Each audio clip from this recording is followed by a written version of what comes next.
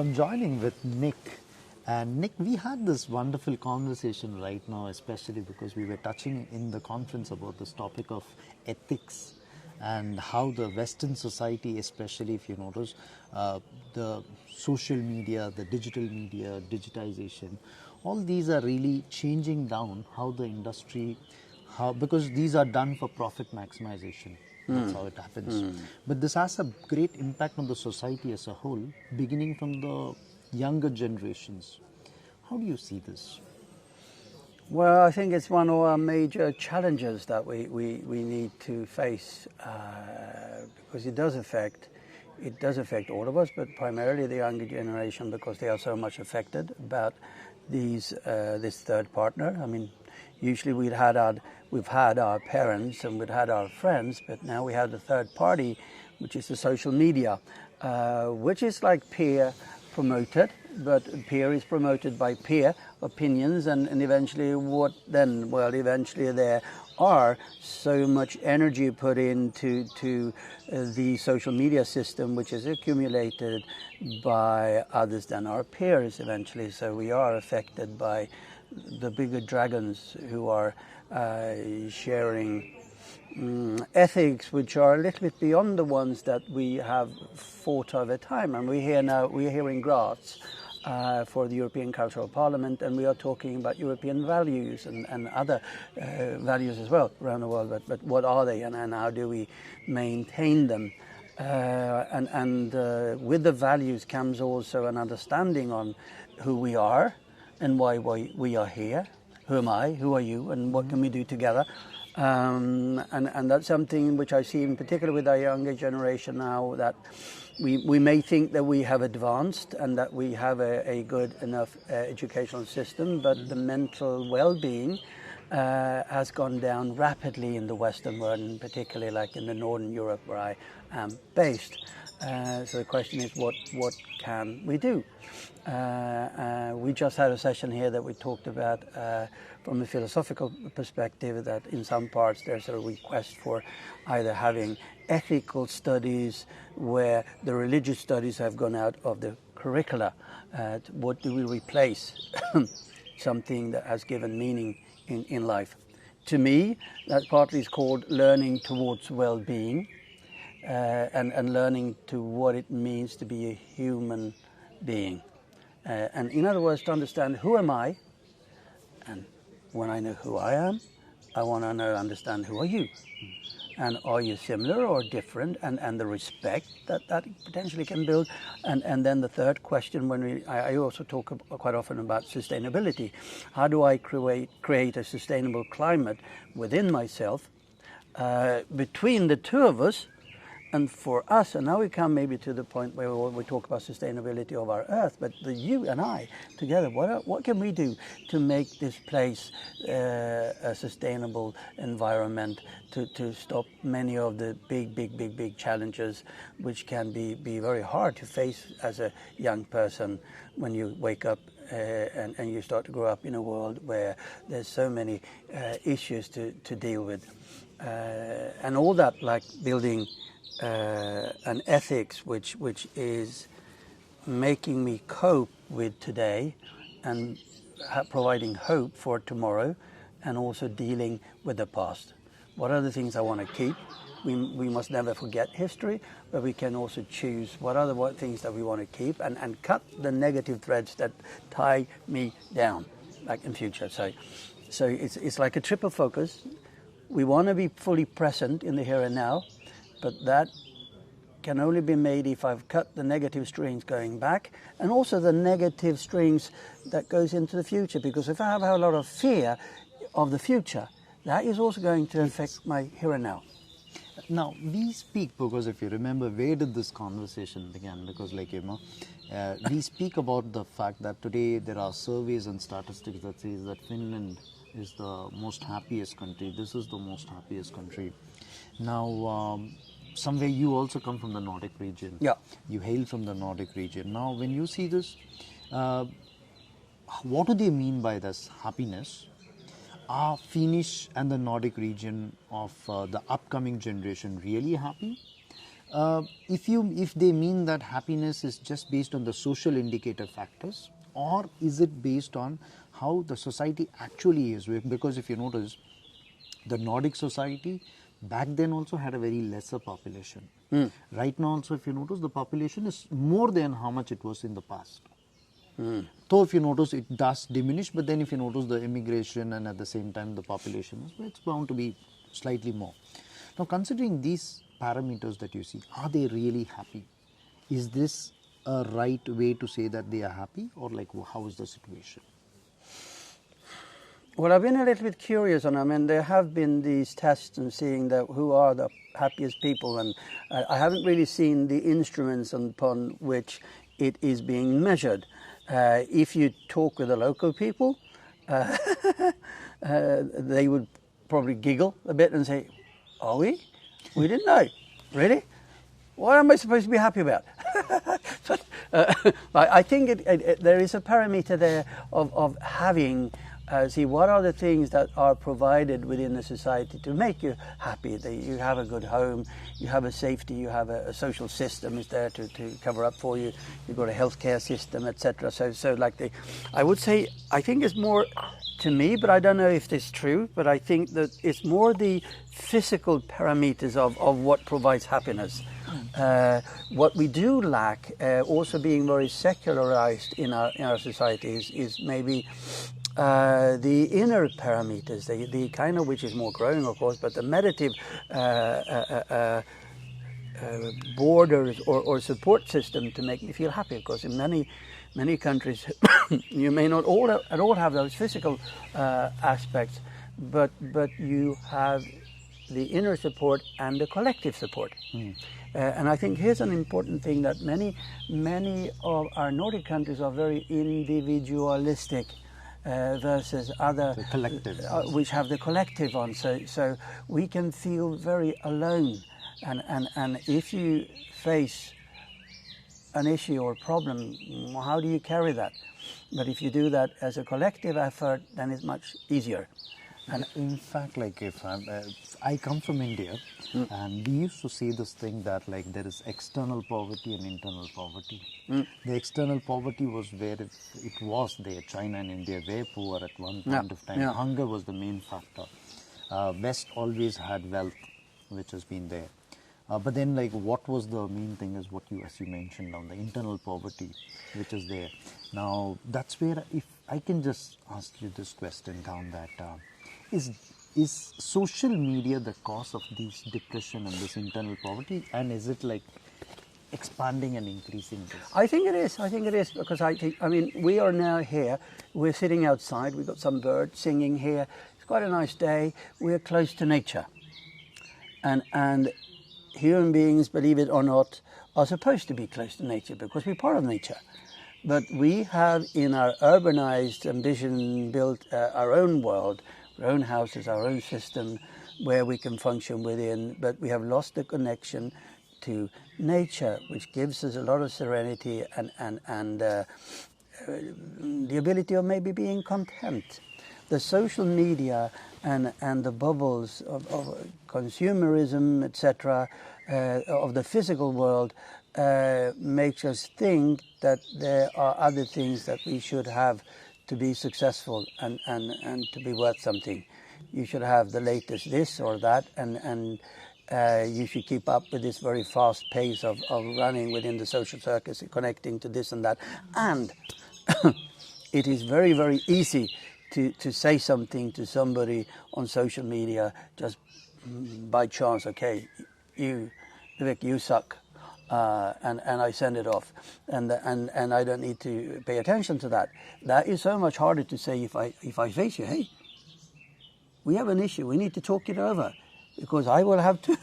I will have to take this. Like It has to be a man-to-man talk, and that's lost. We've lost that. So we can be extremely insensitive, and a lot of bullying that goes on in social media, even things that you may not be aware about. And these are happening all the time. And it's also the other thing which is very with the social media is that we do get all these direct stimuli, rewards, So we grow up in a world that if we are not continually fed with rewards, we are failing. Meanwhile, life generally does not give us awards every 50 seconds. We just need to be happy and content and say, hey, this is good enough, and this is what it's like. And eventually, hopefully, there will be an award around the corner. I may not see it right now. It also it's got to do with the focus of staying on the one thing long enough. I've seen, I'm working in the educational sector as well, and I'm consulting there, that we have less and less attention span of young people. Yeah, that's true. So to keep a straight line, story, or a lesson, I mean, we've said that 45 minutes should be like, that's usually the attention span that most schools are built around. But now it can be very hard to keep a student focused for 5 minutes, or they're off. How do you think we can go behind? Because what you said is an absolute challenge. For example, since you said you're from the education sector, we have lectures right now taken on Zoom, and it's natural that like within 10 minutes people lose the attention, and students also, if you notice, they do not open the videos also, so they do not know their own peers. Even the school children, they do not know their classmates. Yeah. Now this is the challenge one side. The other challenge is technology always evolves ahead.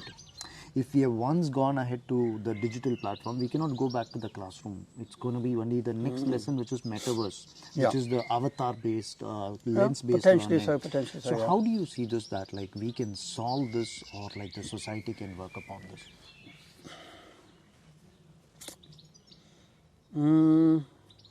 Well, a few things. I on the one hand, as you say, I think that there needs to be a balance. We are going to go into some kind of metaverse, whether we like it or not, because technology will keep develop, and we need to live with that.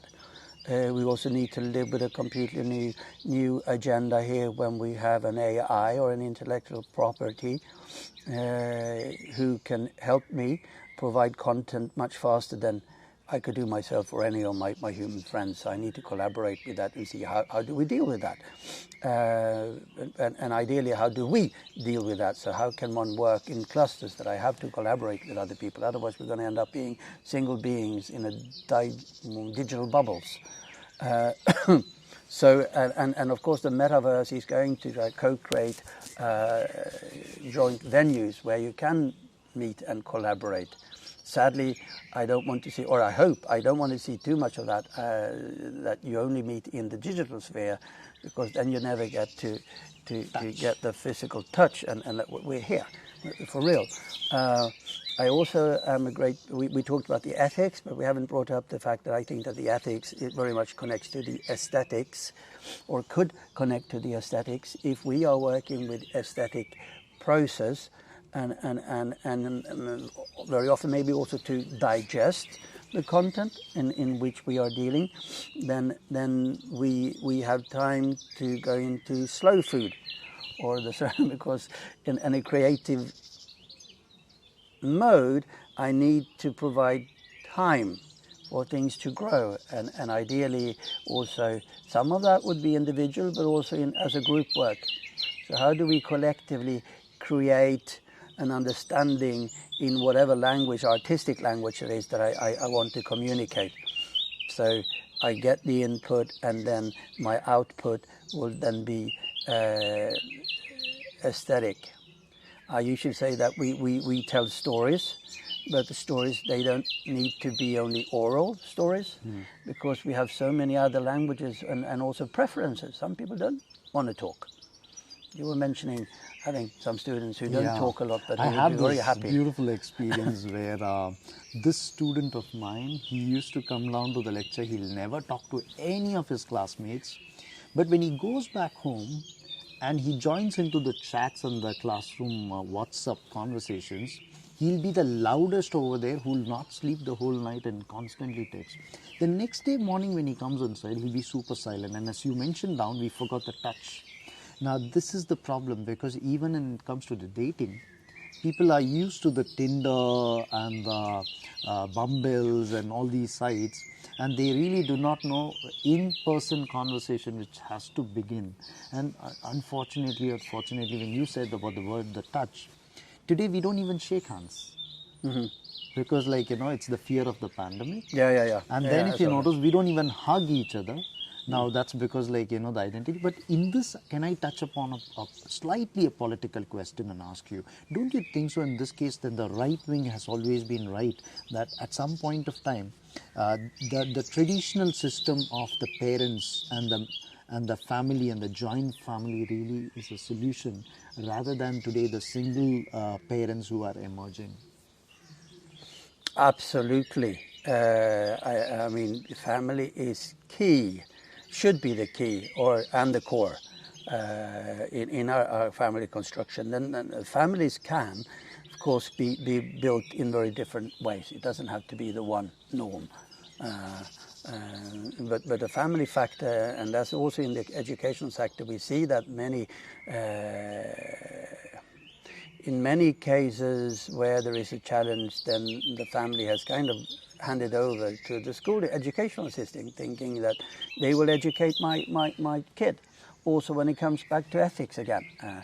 But I think that the family should be there, the societal representation there, if that is via the work or via the schooling, that should have an ethics, which ideally is fairly close within the same culture, and then you will have the other, which is like the interactive feel of the media, whatever that media is, and that is a little bit hard to steer because that's so much financially geared of interest in that.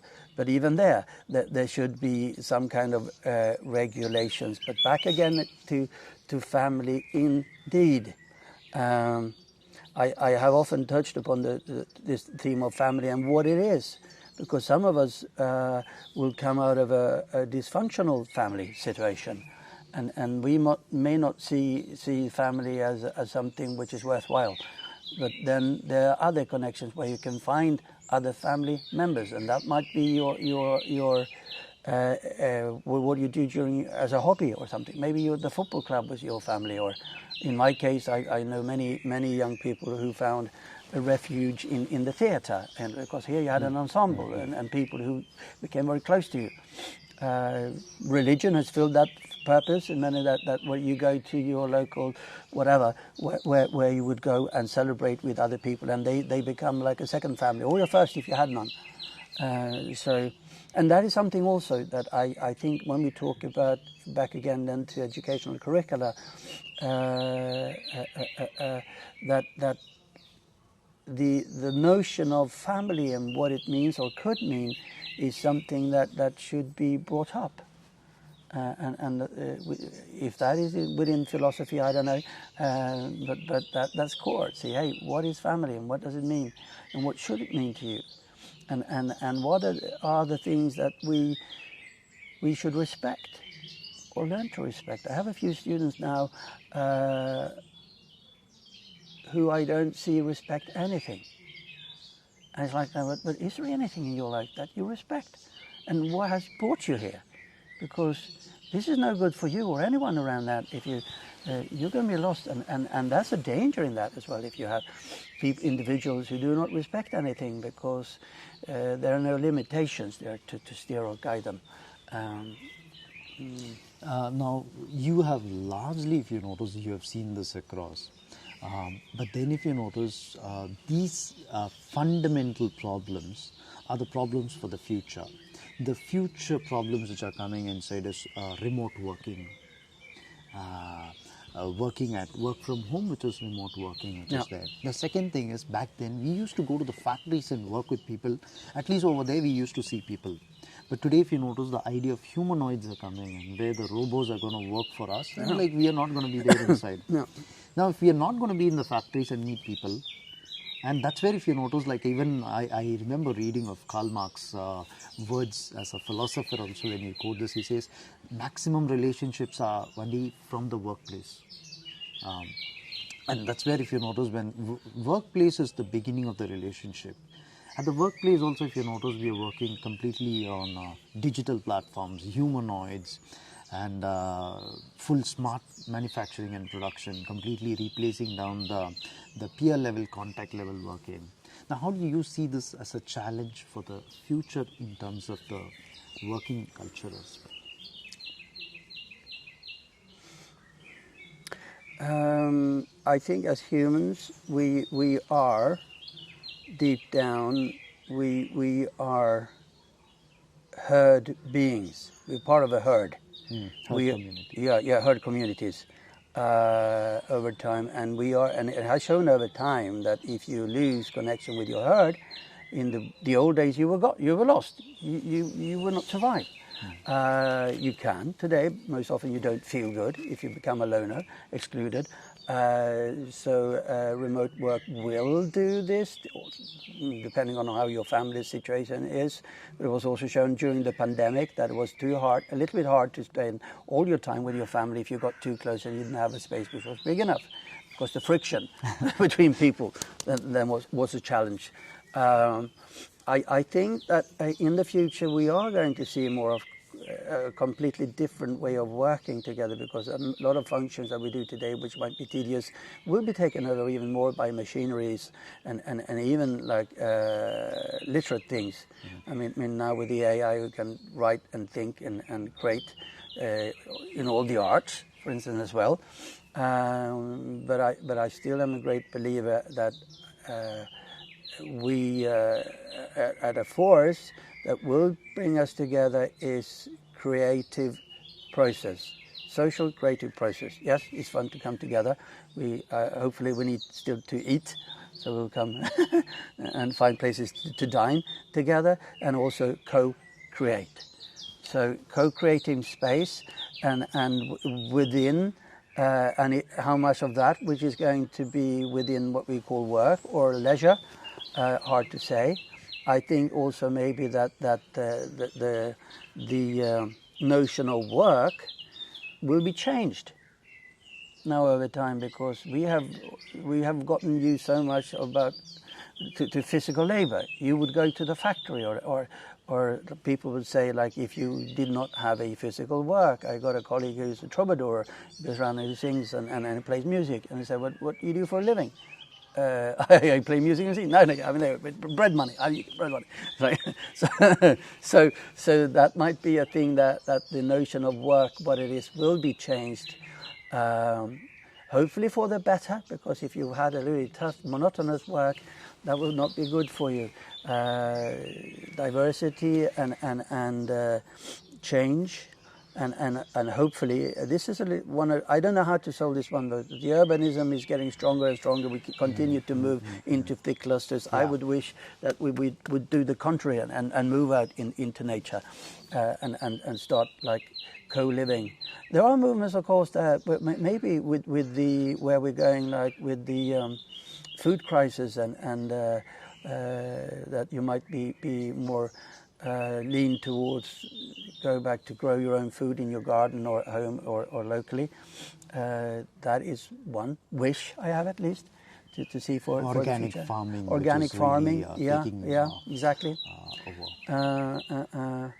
And then we'll see where the work fields are. I am a little bit worried, concerned about the time we spend in front of screens. And most of our work will be like our fingertips, and I hope, and there will be new developments there. I mean, the phones they have a limited lifespan. I don't know if they're going to be glasses next step or whatever it is, but of course it's going to be more spoken as well. I don't need to write as much. I might be just telling, so we don't know what we have around the corner, but I still believe that we need to find new ways, going back to the ethics, using the aesthetics to communicate that and to share that, both for social and aesthetic values, and that we are, like Rousseau said, still going back to nature. Seeing how we can reroute into the soil of the earth upon which we are placed. I think the one interesting thing that you said is the social creative process, which is a very essential process which is there. I think that's one of the things that could be taken down as a technical part of it as well, that the society comes down together and there is a creative effort which is put down, largely based on how humanity is going to take over. Because today, if you notice, these are the challenges which are emerging. For example, the basics of humans has been what you said, the herd community, meeting, touching, feeling, and then if you notice, reproduction, and then like passing across the generations, which has been a part of it. Now, in all these things, if you notice, there's a lot of isolation which has happened. It has just been led down to where consumerism is one of the parts which is there in everything which is there. And as you told, these really are certain things which need a lot of dedicated importance, which needs to come forward for taking out money out of this, business out of this. But then, like, if there is one last question that I could just ask you, how do you think so that the governments should come out for this as a solution? Because definitely we speak this out, but then, like, where do you think the initiative has to begin from? Is it from the civil groups, or like how can this, or from the educational institutions that focuses on, because educations themselves, universities themselves need money, and they need social platforms. So they really are not concentrating on the real problems, but then for the sake of even survival for them. So where do you think it begins from? Who begins this? I would believe that the beginning of it would probably be more like grassroots.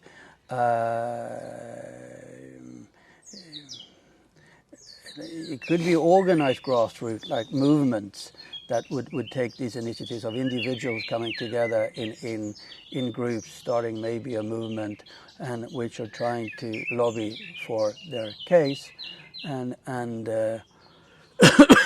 hopefully, if there is enough physical body to it, then the real change will come first when you have an institutional reaction to it, or a governmental rule, or restructuring of the structure that you have for your coexistence in society. Often these changes are initially coming within a specific, more awake individual group. We were talking here, we were comparing, now we were talking about the Russian situation now, and maybe that, like, there's a certain intellectual who is like reachable with thoughts of a more depth, but if you want to, but that also takes some investment of actually digesting and taking that in, and that is not something that you should reach for every man, or like the bigger body. I know that a colleague of ours here now, Karl-Erik here, he often refers to how do we make football out of this focus, something that people can engage, or a large body can engage and understand quite easily. So it needs to kind of boil down to basic little things that you can start change, but of course the structure has to be there, and that takes a big step, which has to be both top down, up, and the other way, like emerge from two ways. But I think it's going to be grassroots initiated by the movers and shakers, intellectual thinkers, maybe a little bit like people who are around here, who are crossing borders, trying to meet other people, understand, and with a wish for a better world, not for the few, but for the many. And then seeing how could that be done, and then maybe inviting to certain seminars where you would have a mix of the individual entrepreneurs and then the what is it called, those station holders, those who are in the institutional positions to make bigger changes and structures. So It's not a quick process. We talked about today that democracy is not fast. If we want to have quick moves, we need to go more into totalitarian settings, and that it's probably not so good. Can be good, depending on who's there. The old role of the king was to serve the people, but it becomes the other way. But I think it's wonderful. I think especially as we end this conversation which has happened, I think one more thing that I can put across, or like we can derive out of the talk, is you say that like in order to initiate this, there has to be a two-way process where, if you notice, there has to be bottom up and a top down, which is down there. Yeah. And when these merge together, this is where the solution comes inside. And so if you notice, these are movements which takes down humanity to the next level. You believe that it's a process and we wait down for this change to happen. It's a pleasure talking to you, Nick. And it's a nice conversation because it just began down as a tea break conversation. And from there, if you notice, we could even shoot this down. Thank you so much. Okay. Yeah, nice, super nice talking to you. And let's continue our journey. We have some good laughs in the background here of social interaction. Let's go and find out what it was all about. Now. Okay.